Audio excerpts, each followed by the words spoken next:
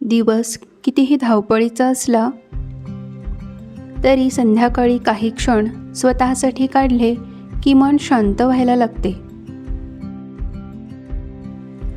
माझी संध्याकाळची सुरुवात होते श्री स्वामी समर्थ नामलेखनाने.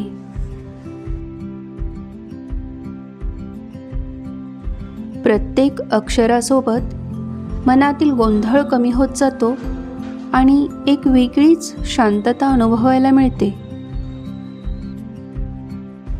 कोणतीही साधना किती वेळ केली यापेक्षा ती किती भावनेने केली हे मला अधिक महत्त्वाचं वाटतं. जप लिहिताना फक्त शब्द कागदावर उमटत नाहीत, तर मनही शांत होत जातं.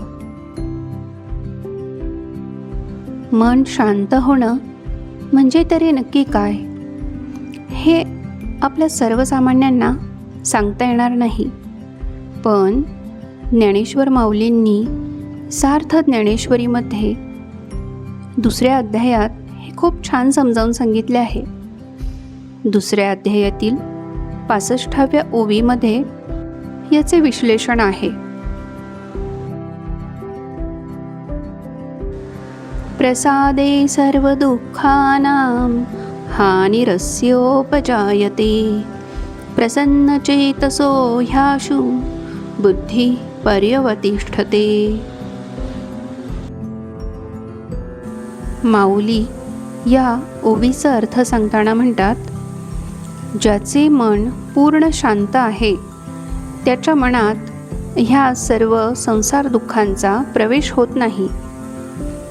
ज्याचे उदरातच अमृताचा झरा उत्पन्न झाला आहे त्याला जशी तहान भुकेची पीडा कधीच होत नाही, त्याप्रमाणे ज्याचे हृदय प्रसन्न आहे त्याला दुःख कसले आणि ते होणार तरी कोठून. त्याची बुद्धी आपोआप परमात्मा स्वरूपी जडून राहते. ज्याप्रमाणे निवाऱ्यातील दिव्याची ज्योत कधीही हलत नाही, त्याप्रमाणे जो स्थिर बुद्धी आहे तो आत्मस्वरूप समाधीमध्ये एकाग्र असतो. मन शांत होणं म्हणजे काय हे माऊलींनी किती छान उदाहरणासहित स्पष्ट केलं आहे. म्हणजे पोटातच जर अमृताचा झरा उत्पन्न झाला आहे, म्हणजे ज्याच्या पोटातच अमृत आहे त्याला तहान काय आणि भूक काय त्याला ते कधी जाणवणारच नाही. जसं ज्याच्या हृदयातच प्रसन्नता आहे त्याला दुःख तरी कसे होणार. आणि यासाठीच सर्वप्रथम निष्काम कर्म करण्यासाठी त्यांनी सांगितलं आहे. निष्काम कर्म म्हणजे कर्म करायचे पण फळाची आशा नाही धरायची, आणि जे काही कर्म केले आहे ते सर्व ईश्वराला अर्पण करायचे. हे करताना निषिद्ध कर्म अजिबात अंगी करायचे नाही. धर्मशास्त्र, कायदा, नैतिकता, समाज परंपरा यांच्या विरुद्ध केलेली कर्म म्हणजे निषिद्ध कर्म. कर्म जर 2 प्रकारची असतील, पापकर्म आणि पुण्यकर्म, तर निषिद्ध कर्म ही पापकर्मामध्ये मोडतात. म्हणजे यातून माऊली आपल्याला असं सुचवतात की आपण पुण्यकर्म करायची. पुण्यकर्म जी इतरांच्या फायद्यासाठी असतात, पण त्यातून नुकसान मात्र कुणाचंच होत नाही. कर्म करणारा कोण असा प्रश्न विचारला तर वरवर पाहता आपण मी असं म्हणतो, पण आपण कर्म करत नाही, तर आपण ज्ञानेंद्रिय आणि कर्मेंद्रिय यांच्याकडून ती करवून घेत असतो. जप लिहून झाल्यावर निवांतपणे मी मस्तपैकी चहा घेते. ही काही मिनटं मोबाईल बाजूला ठेवण्याचा प्रयत्न करते आणि स्वतःसोबत काही क्षण घालवते. कधी शांतता ऐकते तर कधी फक्त त्या क्षणाचा आनंद घेते. या धावपळीच्या आयुष्यात स्वतःसाठी वेळ काढणंही तितकंच आवश्यक आहे.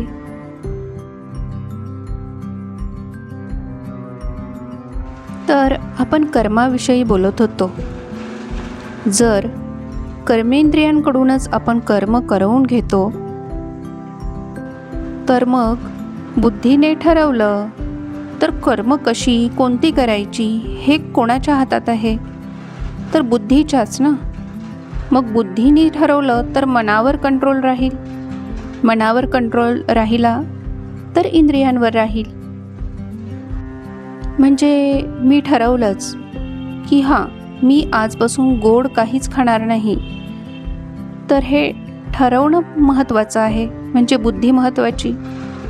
मग बुद्धीने ठरवलं तर मनावर कंट्रोल होईल आणि सगळ्यात शेवटी मग त्या विषयापासून, म्हणजे इथे विषय आहे चव, चवीचा विषय आहे. तर चव आपण जिभेने ओळखतो, म्हणून जीभ हे ज्ञानेंद्रिय आपल्या नियंत्रणात राहणार आहे.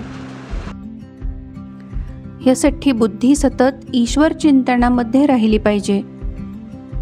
त्यासाठी संतांनी भजन, कीर्तन आणि सर्वात महत्त्वाचं म्हणजे नामजपाचं महत्त्व सांगितलं आहे. आता इथे मी दिवे लागणीच्या वेळेला अग्निहोत्र करत आहे. आपल्या आयुष्यातील शांतता बाहेर शोधण्यापेक्षा ती आपल्या छोट्या छोट्या सवयींमध्ये सापडते.